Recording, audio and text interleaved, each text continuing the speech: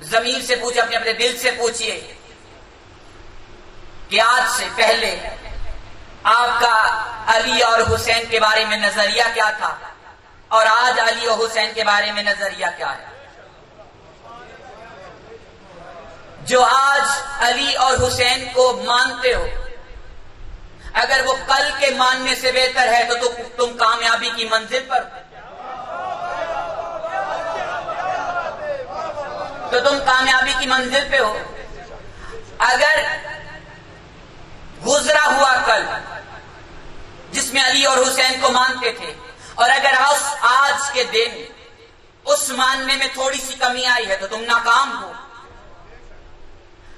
اگر کچھ عرصہ پہلے جس طرح کا علی کو مانتے تھے، اگر آج بھی ویسا مان رہے ہو، نہ کامیاب ہو نہ ناکام ہو۔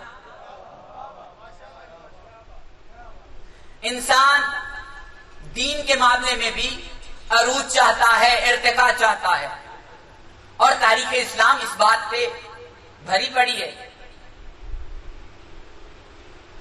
جناب فضہ نام جانتے ہو نا؟ پہلے دن جب جناب علی کی کنیزی میں آئی ہیں تب ان کا ماننا کیا تھا، اور جب آخری دن گزر رہے تھے تو تب علی کو ماننا کیا تھا۔ جب شروع میں آئی تو دیکھا کہ گھر میں فاقے ہیں، چاندی بنانا جانتی تھی، چاندی بنانے کے بعد علی کی خدمت میں پیش کی، کہا یہ آپ بازار میں بیچیے، گھر کا گزر بسر کیجیے۔ تو امام علی نے کہا کہ اگر اس میں یہ چیز زیادہ ڈال لیتی تو چاندی عمدہ بن جاتی۔ کہا بنانا جانتے ہیں؟ کہا ہم جانتے ہیں، ہم تو چاندی بنانا بھی جانتے ہیں، ہم تو سونا بنانا بھی جانتے ہیں۔ اس دور میں فضہ کے خیال میں آل محمد ظاہری فاقے کاٹ رہے تھے، جسے مجبوری کہا جاتا ہے۔ اس کے بعد جناب فضہ نے کبھی چاندی بنا کر نہیں دی، کیونکہ اب ان کا عقیدہ بلندیوں پر آ گیا کہ یہ خود سے ہی فاقے کر رہے ہیں، مجبوری نہیں ہے۔ اب جناب فضہ کامیابی کی منزل پر ہے۔ جب آئیں تو کنیزی میں تھی، حسین ان کے آقا تھے، حسن ان کے آقا تھے۔ جیسے جیسے ایمان بلندیوں پہ جاتا گیا، حسنین ماں کہتے رہے۔ پہنچ گئی بات، میرا مقدمہ آپ تک پہنچ گیا۔ آل محمد کو ماننے میں اگر جدت اختیار کرو گے تو وہ بھی تمہیں اپنانے میں تیزی اختیار کریں گے۔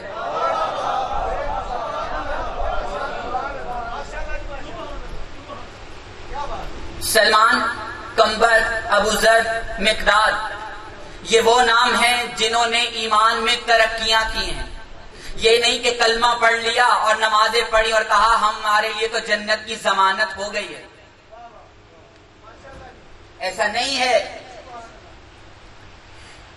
کوئی ایمان میں جدت اختیار کرتے کرتے 9ویں درجے پر آ گیا،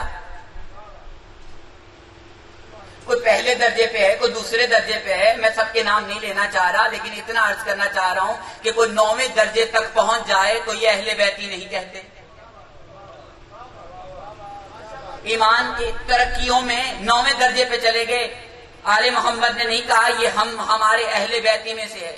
10ویں درجہ جو آخری درجہ ہے اس مقام تک پہنچے تو آل محمد نے کہا یہ ہمارے گھر کا ایک فرد ہے۔ سمجھ میں آگی بات؟ جو ایمان کے 10ویں درجے پہ چلا جائے تو اسے گھر کا فرد کہتے ہیں۔ تو ہر مومن کو چاہیے کہ وہ اپنے عقیدے کو روز بروز بلندیوں پر لے کر جائے، اور ہمیں کہہ دیا جاتا ہے کہ علی کو ایک حد میں رہ کر مانو، علی کو ایک حد میں رہ کر مانو، حد سے زیادہ علی کو نہیں ماننا چاہیے۔ حد کا تعین آپ کر لیجئے، مان ہم اتنا لیں گے، لیکن ایک احتیاط ضرور رکھیے گا، حد اتنی بنائیے گا جتنی علی کی ہوگی۔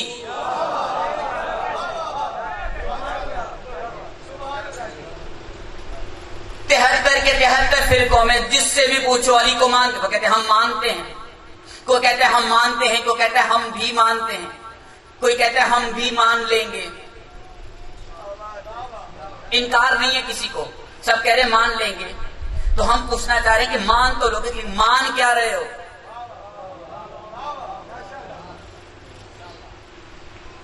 اللہ کا ولی مانتے ہیں، یہ تو 5 سال پہلے بھی مان رہے تھے،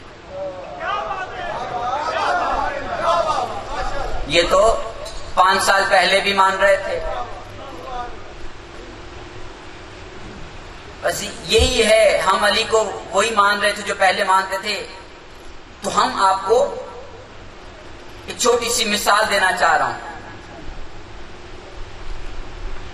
جب منوانے والے نے بار بار جدت اختیار کی، اسلام کی پہلی دعوت کا نام دعوت زشیرہ، اس میں علی کا تذکرہ جو ہو رہا ہے وہ فقط یہ ہو رہا ہے کہ یہ میرا بھائی ہے، میرا برادر ہے، میری مدد کرنے والا ہے۔ سمجھ میں آ رہی؟ پہلی دعوت میں رسول خدا نے نہیں کہا یہ میرا مولا ہے، یہ تمہارا مولا ہے، نہیں کہا نا۔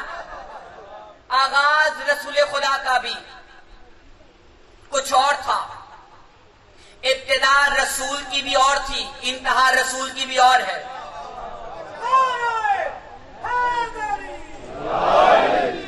ابتدا سمجھ رہے؟ ابتدا کیا ہے؟ جو میری مدد کرے گا وہ میرا بھائی ہوگا، میرا وصی ہوگا، بعد میرے خلیفہ ہوگا۔ اگر کوئی علی کو صرف نبی کا بھائی، وصی، ولی اور خلیفہ مانتا ہے، یہ تو ابتدا ہے، یہ تو علی کو ماننے کی ابتدا ہے۔ آپ ابتدا پہ ہی رک گئے، آگے ذرا چلیے رسول نے کس طرح سے منوایا ہے۔ اب ابتدا سے انتہا کی طرف جب رسول خدا جا رہے ہیں تو ایک مقام ایسا ہے جہاں پر کہا کہ کل علم اسے دوں گا جو مرد ہوگا۔ ولی، وصی، برادر کے بعد مرد بنتا ہے۔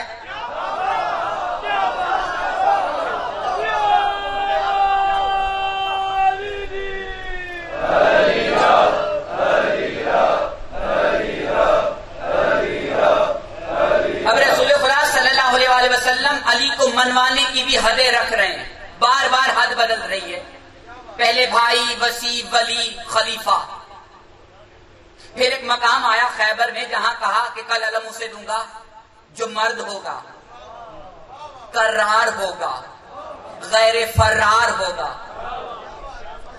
اللہ اور میں اس سے محبت کریں گے، وہ اللہ اور رسول سے محبت کرتا ہو۔ سمجھ میں آ گئی بات؟ اب یہ انتہا ہے، یہاں پہ انتہا ختم نہیں ہوئی، انتہا چل رہی ہے۔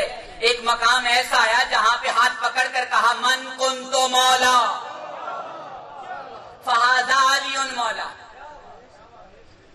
اب اگر ہم کہیں کہ مولا حد ہے،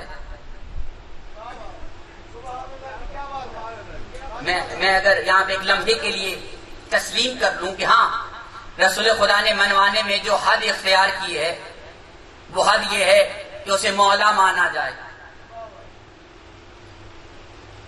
تو اپنی عقل کی کھڑکیوں کو ذرا کھولو، پرواز کرو، شہباز قلندر سے تھوڑی سی پرواز لے کر عرش تک جا کر دیکھو تو صحیح کہ ہو کیا رہا ہے۔ سمجھ میں آ رہی نا بات؟ قرآن کہہ رہا ہے پاک ہے وہ ذات جو لے گئی اپنے بندے کو راتوں رات مسجد حرام سے مسجد اقصی تک کی سیر کرانے کے لیے۔ عبد کسے کہتے ہیں؟ جو بندگی کرتا ہو۔ خدا کہہ رہا ہے میں اپنے عبد کو، یہاں پہ اللہ نے یہ نہیں کہا میں اپنے رسول کو، میں اپنے حبیب کو۔ جب حبیب کہے تو صرف اسے دکھانے کے لیے، خاص اس کے لیے۔ اگر کہے کہ میں رسول کو لے گیا تو اس کا مطلب ہے کہ رسالت کے متعلق جو بھی عمل ہے اسے دکھانے کے لیے۔ اگر کہے میں اپنے نبی کو لے گیا تو اس کا مطلب ہے کہ نبوت کے متعلق جو کچھ بھی دکھانا تھا اس لیے لے گیا۔ اب اللہ نے کہا لے گیا اپنے بندے کو، جو جو شے بندگی میں آتی ہے، جو جو شے بندگی میں آتی ہے اس کے متعلق ہر شے دکھانے کے لیے خدا لے گیا۔ اب بندگی میں شے دکھانے کے لیے کیا ضروری ہے؟ معبود۔ اگر کہتا پروردگار میں لے گیا اپنے حبیب کو تو اوپر حبیب دکھا دیتا، کہا اپنے بندے کو، اب بندے کو لے کر جانا ہے تو معبود تو ہونا چاہیے۔ اب بلا تو لیا۔ اب یہ معراج آپ سب نے سنی ہے، لیکن میں ایک نقطے کی طرف اشارہ کرنا چاہ رہا ہوں۔ بھائی لے گیا، دکھا دیا، تعلق نبی کے ساتھ تھا تو نبی کو دکھا دیا، ہمارے ساتھ تعلق نہیں تھا اس لیے ہمیں روک دیا، کائنات کو روک دیا، ہر شے کو روک دیا گیا۔ کیوں؟ آج اپنے بندے کو اس کا معبود دکھانا۔ تو جب اسے دکھانا تھا تو نبی خاموش رہتے، کسی کو کیا پتا چلتا کہ رات معراج ہوئی ہے۔ لیکن ایک جملہ کہنا چاہ رہا ہوں، موالیان علی سمجھ سکتے ہیں اس جملے کو۔ جب کبھی بھی آپ علی کا کوئی ذکر سنتے ہیں دل میں رکھ نہیں سکتے،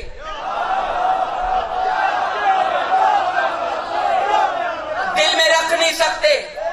جب تک دل میں اترنے والی علی کی بات کسی کو سنا نہ لیں سکون نہیں ملتا۔ یہی معاملہ رسول کے ساتھ ہوا، جو دیکھ کر آئے جب تک بتایا نہیں وہ سکون نہیں ملا۔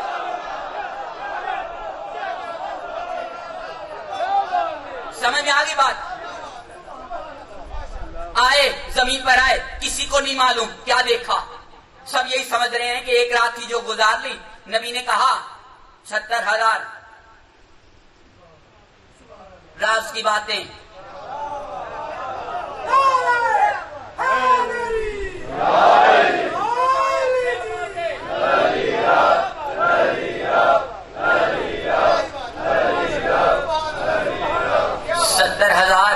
راز کی باتیں، سننے والا حیران۔